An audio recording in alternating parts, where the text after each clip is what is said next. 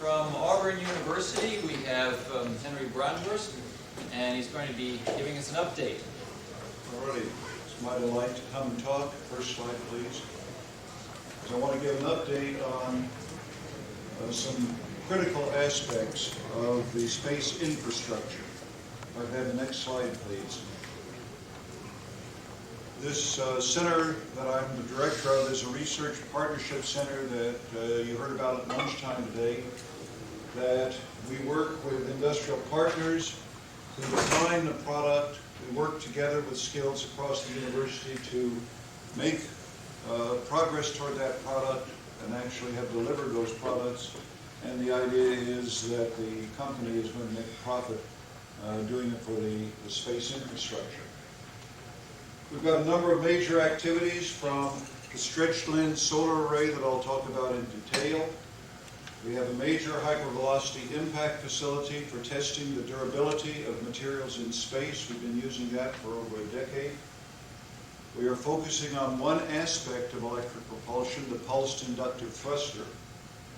And we complement that with a number of other programs. We probably have the finest electronic assembly and packaging facility in any university in the country, that dealing with long-term reliability and how you make high-temperature radiation stable devices. We do cabin atmosphere revitalization for astronauts, purifying atmospheres and ensuring that it's done reliably and regeneratively. And we work on free piston Stirling converters. Let's go on. But I'm not going to talk about all those. I'm going to talk primarily about the solar cell, the concentrating solar array. You've heard about a lot of concentrator solar arrays with the problem that Hughes had. This is a fundamentally different design. It flew successfully on the Scarlet. It was called the Scarlet array on Deep Space One that visited a comet. And as you can see, here is the path the spacecraft followed with the comet. This was the experiment that validated the use of ion propulsion for deep space mission. And in my view, it also validated the concentrator solar array, this particular design, for use in space. Since that time, we've made a number of improvements. Let me go on. Next slide. The design innovation is a stretched lens concentrator that focuses the light and focuses all of the light. It's a brilliant conception on how you design the little grooves in it to focus all the red, blue, and green light onto the solar cells so that all the light wavelengths are used very effectively. The other unique thing about the stretched lens array and this kind of lens is that it is not susceptible to distortion to speak of. You can do a test with one of these with a laser. You can poke your finger on it. The laser is still focusing on the solar cell. So it's a very robust design. It's made out of silicone rubber, space-qualified silicone rubber. Now, we've done a lot of work, thanks to NASA support for the prime contractor NTEC, and coupled with Able Engineering, that has allowed us to build a very small demonstrator system. That's about a 2 square meter demonstrator system that's been deployed. In this design, called the rigid panel design, it is able to deliver at a 10 kilowatt solar array, single wing solar array, a specific power over 200 watts a kilogram. Now, virtually all solar arrays flying in space today are about 50 to 60 watts a kilogram. So you see the magnitude of this advance is a significant improvement. We've demonstrated kilovolt operation of this system. And that's important if we go to electric propulsion, solar electric propulsion. You need direct drive to simplify the electronics. This is the only array we know of that is able to deliver voltage at least 1,000 volts, and we believe in excess of 1,000 volts. We're using high efficiency concentrator solar cells that we've demonstrated over 28% efficiency. We have excellent radiation protection because now the solar cells are 1/8 of the area of the planar arrays. They're using fewer solar cells, they're smaller, and they get rid of the heat. It operates at essentially the same operating temperature that you have in GEO, maybe 10 degrees warmer, about 75 degrees. 2 degrees pointing accuracy along this lens, which is certainly not a difficult challenge. This has been deployed, retracted, numerous times. We're confident in the technology. Next one, please. We've also done a variety of environmental testing. This is 10 years of life in combined effects of electrons and protons, showing essentially no degradation on the lens. This is on vacuum ultraviolet and extreme or regular ultraviolet, which are the most damaging to polymeric materials, and with the coatings that we have, there's essentially no degradation. In fact, remarkably, there's been a slight improvement in the several thousand hours of this test. We've done micrometeoroid impact, simulated micrometeoroid impact on the lenses. It makes nice holes. And we've also done it on the solar cells in package. This happened to be bombarded with micrometeoroid simulant at a velocity of between 5 and 10 kilometers a second, while it was at 1,000 volts in the plasma atmosphere and did not arc or spark. So we've done a lot of the durability. There's no lens tearing, there's no degradation. We've done reasonable radiation tests, so we believe we're ready for flight. Next one, please. The first thing you have to do, or the next thing you have to do, is be certain that you have the technology for the array to deploy, and this is why Able Engineering has been involved. And this is a 7 kilowatt design, and that 7 kilowatt design is a little bit higher than 180 watts a kilogram. And 7 kilowatts was chosen is because that's a very convenient number for low Earth orbit satellites. They're running about 2 to 2.5 kilowatts. Or for GEO satellites, 2 wings running at 15 kilowatts. So you see there's a market potential. The idea is, and you can read these numbers, I'm not going to repeat those numbers for you, that we focused on consumer product that is usable, adaptable, and configurable. And we're thrilled with this development, but our next focus is really not on Earth orbital missions. It's on solar electric propulsion from low Earth orbit to the moon, to L1, and on to Mars. And for that, you need even lighter weight solar array technology. So we have a more impressive version coming. Next slide. And this is the NTEC concentrator lens design attached on the Able called Square Rigger platform. This is the most creative, innovative design I have ever seen. It doesn't require a case around it to deploy it, so it looks like a bundle of sticks put together. All of these sticks fold up and come out like a puzzle. This is a single bay, and that bay is worth about 3.75 kilowatts and is about 2.5 meters by 5 meters, and these have been built. If we put that stretched lens array onto it, it's folded all at the end, and it's gradually pulled out, and the lenses automatically deploy. This array has the potential of, in the early embodiments, 350 watts a kilogram, and with the solar cells available in 5 years, 500 watts a kilogram with a crystalline array. Next slide, please. Here's a picture of that. It's a very lightweight graphite composite lens. Here are the stretched lenses, polymeric lenses, the solar cells. The design of this graphite heat spreader is very important, both the design, the thickness, and the amount of material that produces the very lightweight. Next one.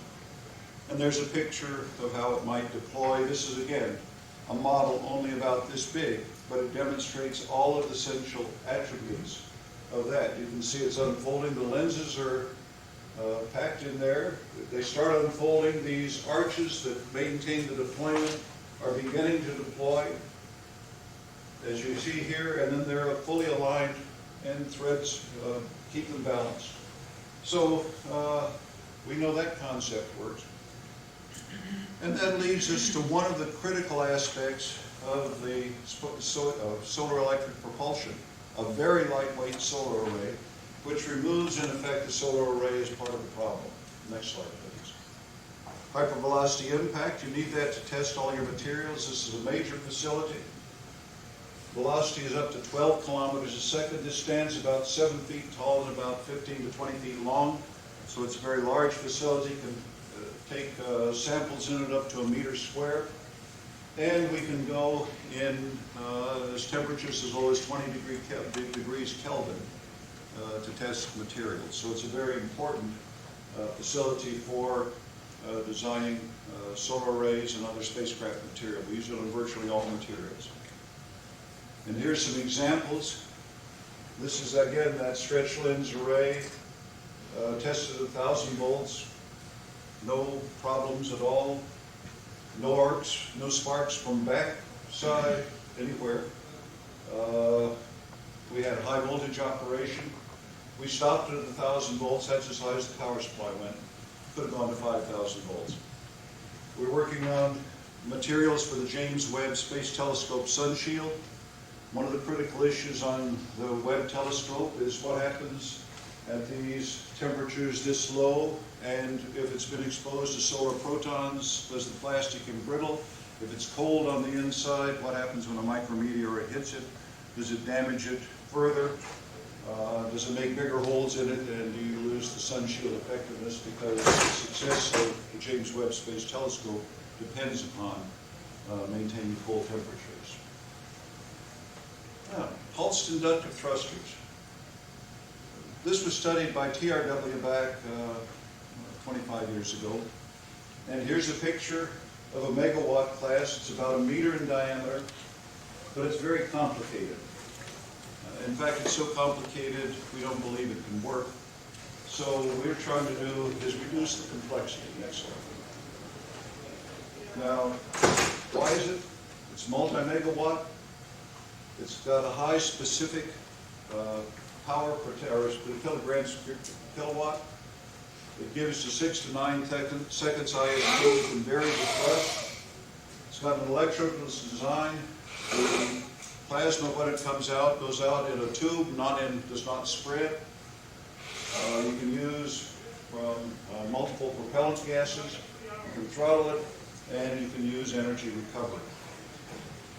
So we've looked at this. You all can read that. I'm not going to read that, but except for the first point. The high rate of current change with time is what's critical to power switching devices, and this is the critical flaw currently in the pulsed inductive thruster. We're looking for ways to reduce this or to operate within normal switch time, also reducing the number of components, simplifying it, and utilizing energy recovery. We work also with an industrial partner, Radiance Technologies, in Huntsville. Next slide. So you need high currents, you need high voltage, high current specific current switching, and you've got to worry about a lot of things. But we've taken a look at it, and with the new technology we're working on, we know we can engineer out these limitations. And let me show you some pictures of that. One of these is a very simple thing called a double resonant pulse transformer. This transfers energy back and forth very reliably with high efficiency. Our first early demonstrations, our generation 1 shown here and here, is 95% efficient. The purpose that we're doing now is we're trying to put together the piece parts for the new generation electric propulsion system. So we're testing a piece part at a time and confirming that the mathematics works. Next slide. And so we made a very large unit, and the larger we go, and these are the capacitor that store the energy on each side. Well, that's only 90%. Small ones are 95, big ones are 90. We're looking at where the energy losses are. Switch technologies, spark gaps have been used in the past. Here's a whole list of them. Looks like magnetic switching, and we'll be moving into proving out magnetic switching for this concept and the architecture we have. Next one. Capacitors are important. Using mica at the present time, more costly than these. Now, these are actually what we're operating on now, part of the laser isotope separation project. And again, the jury's out on capacitors, but they're a critical part of this. So we're evaluating these, and these give us better packing density. We have a full diagnostic station, a 50 kilovolt, 50 kilowatt power supply, a winding machine to make certain of these technologies, vacuum chambers to test things in. So we're putting together an entire capability to build a new generation of pulse thrusters. The bottom line, though, is you've got to have an alpha of the system that's very low if you want solar electric propulsion. I've already shown that the alpha of the solar array is between 2 and 3. Our projections using a couple of these circuits, this is an early one that used to propel tens of kilograms to very high velocity masses. We're using that as a test system to understand the mathematics. With this one, we get alphas in the 3, 4, 5 range. And that's what our goal is. As soon as we have an alpha of 6 or 7 overall, this is incredible in advance over the 20 to 25 to 30 that we have now for specific masses. So, quickly, we have very active programs ongoing. We have dedicated industrial partners in the activity. The industrial partner really defines the project, and we work together. We have radiance folks working in our laboratories side by side with my employees, and so it makes a very effective, rapid, quick turnaround partnership. With that, I think I have time for questions. Questions? What time frame do you anticipate for actual commercial use of some of these sites? Wonderful work. Well, we're shooting for by the 2012 time frame. We're trying to. We know we can make the solar arrays by the 2011 time frame at multi-100 kilowatt. Okay, we're ready to go on that practically right now with another flight test. Great. We believe the pulsed inductive thruster, and again, I'm not slamming ion thrusters or Hall thrusters. The pulsed inductive thruster is one of the ones that will get you the least mass to low Earth orbit, and that's again a cost factor. That'll be a little bit longer, probably 2015, at the least the megawatt class. You have a question? Yeah, you talked about doing piecemeal testing of individual components and their high efficiencies. Do you see any potential obstacles when you start integrating the system components together in terms of creating efficiencies, and has that been looked at all? Always. Yeah, we've tested elements of this all together. You know, that's system integration is what's fun. Yeah, I understand that process. Our purpose, and I went through it fairly quickly, but our purpose in doing the component testing is to validate the mathematics. Validate the theoretical projections with size, with losses, and try to understand those in the components.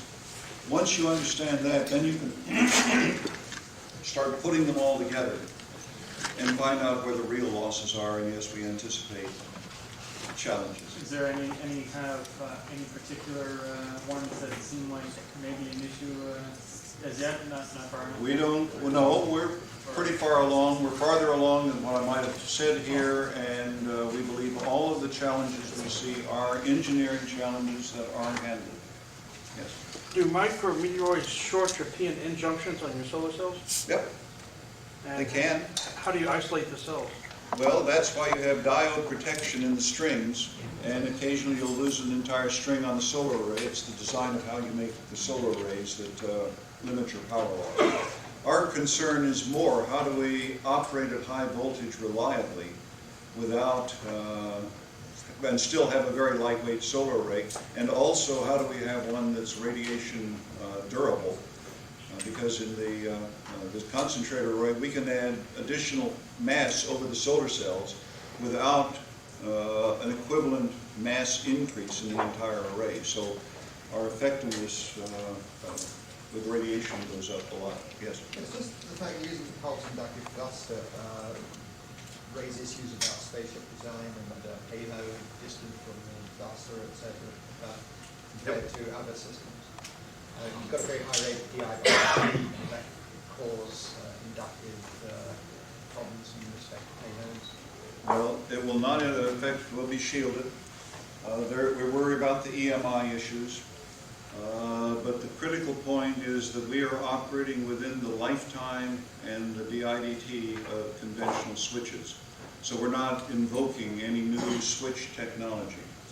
And we're proving that here. But the issue is, yes, EMI on the spacecraft, all of that. And those are issues that we're well aware of. Any more questions? Thank you so much.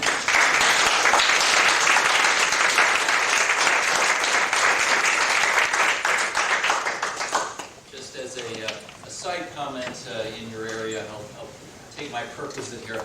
I used to work on projects for the Strategic Defense Initiative, and power was a big issue for us. Well, power is the whole Yeah. issue for the space frontier. Yeah, it's a long pole in the tent there. It is a tall pole. And we don't get no respect. It's a broader danger field of space. Take it